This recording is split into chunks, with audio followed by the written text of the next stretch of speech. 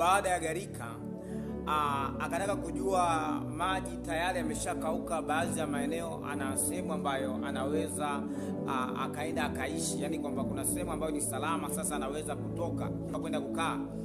Akatuma kunguru, tunaona kunguru wa kurudi, akamtuma ua mara ya kwanza, akarudi na jani, akapata matumaini. Akamtuma mara ya pili, ambapo akurudi akajua yes, kama ua amepata sehemu ya kutua, maana yake kuna sehemu sawa kabisa ya mimi kwenda. Ukisoma katika Mathayo 3, baada ya Yesu naye kutoka kwenye maji, tunaona kuna kitu kinatokea. Kinatokea nini?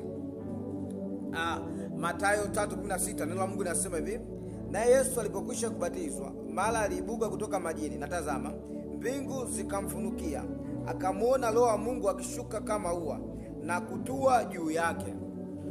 Na tazama, sauti kutoka mbinguni ikasema, huyu ni mwanangu mpendwa wangu, ninayependezwa naye.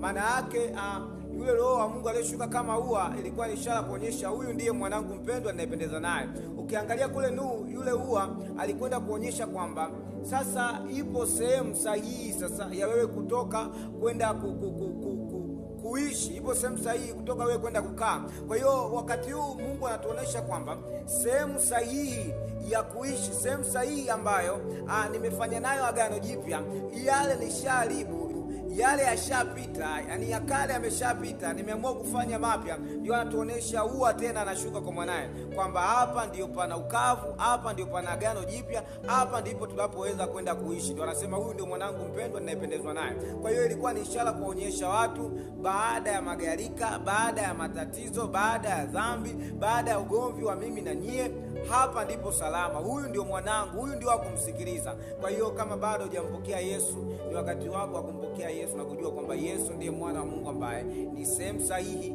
ya kila mtu kukimbilia akakaa salama akaishi hapo. Mungu akubariki.